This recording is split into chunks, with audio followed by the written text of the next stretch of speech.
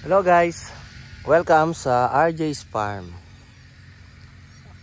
Mag-update lang tayo sa ating mga na-prune na ubas. So yung ubas natin na almost 2 weeks na sila pagkatapos i-prune. Ito yung ano natin, ito yung Black Rivier. Ayan, medyo naglabas na siya ng flowers. So 1 week lang, malapit na siya mag-bloom. Then, ito yung mga nauna kasi, naunang batch. Nauna ng 2 araw sa mga iba. Yan. Ang kagandahan nito, halos, yan, maano na sila. Nagdahon na lahat sila. Tsaka yung iba, naglalabas na sila ng flowers. Ayan. Ito yung flowers niya. Ito yung Black Rivier, tapos yung mga Brazilian natin, as usual, mas maano sila. Malakas silang magbunga. And then yan, after siguro mga 1 week pa, magtitining na tayo ng shoot tining na tayo. Yung mga tatanggalin na natin yung mga unnecessary na mga sanga para makapag-focus na yung malaking sanga sa paglaki at saka sa pagbubunga niya. Yan.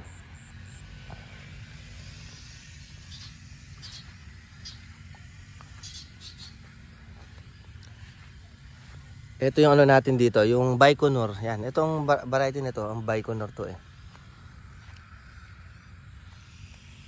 Baikonur, tapos ito yung ano natin, Brazilian natin. Ito yung mga Brazilian, usual, malakas magbunga. Yan, kahit dito sa ilalim nagbubunga, nagbubulaklak siya.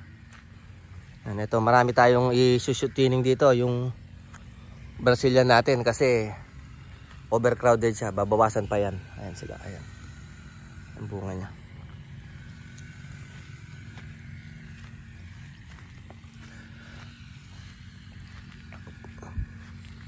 Tsaka itong update din natin to yung ito yung Brazilian natin, yung isang kabilang cordon, Brazilian. Tapos yung kabila, ito yung ano natin, naka-graph ay Arcadia. So yung Arcadia natin medyo naglabas na rin ng bunga rito. Ayan. Ito siya, ayan.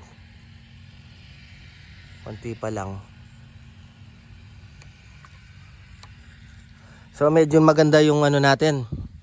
Na timingan natin yung pagpuprune natin, hindi nag-uulan.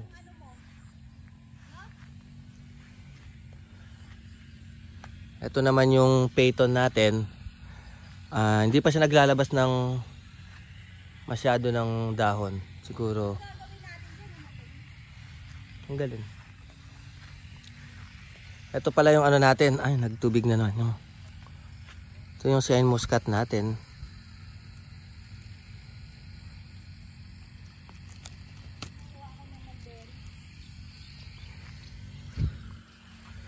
Tapos ito yung witch finger. Yan, witch finger natin. Medyo na ano sila, kulang sa spray. Sprayan natin sila para gumanda.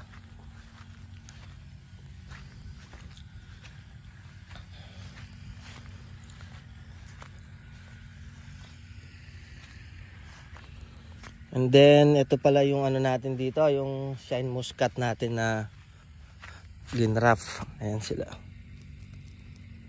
Shine Muscat, isa. 4 itong nandito eh.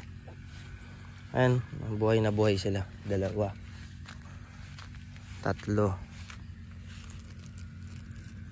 Saka ito 4. Tapos yung iba, academic naman ang ilano natin dito. Ano na sila, babad break na. Itong academic naman, may ano na sila. Ito namang Arcadia, ayan, nagdadahon na rin. So, mga 1 week lang yan, marami na sila yan. Makikita na natin yung mga bulaklak tsaka bunga nila. Sana magtuloy na sila ngayon kasi medyo yung para sa October natin na damage ng ulan. So yung sa December sana tumama tayo sa December. And then ito pala, itong mga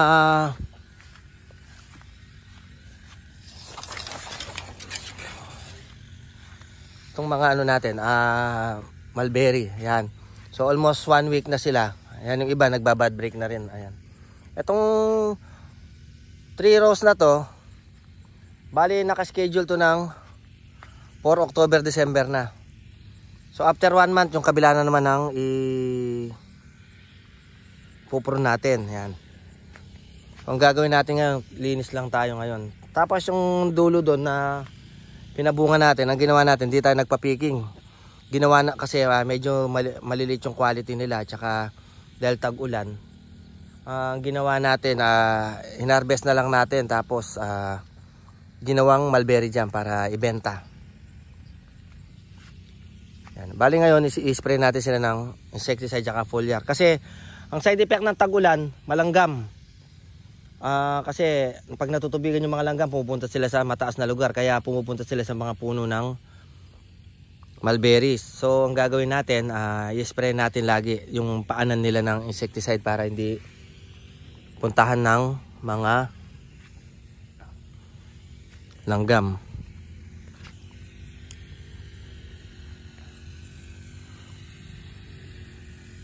And then nag-ano na rin pala tayo. Ayan, inuunti-unti na natin linisan yung damo.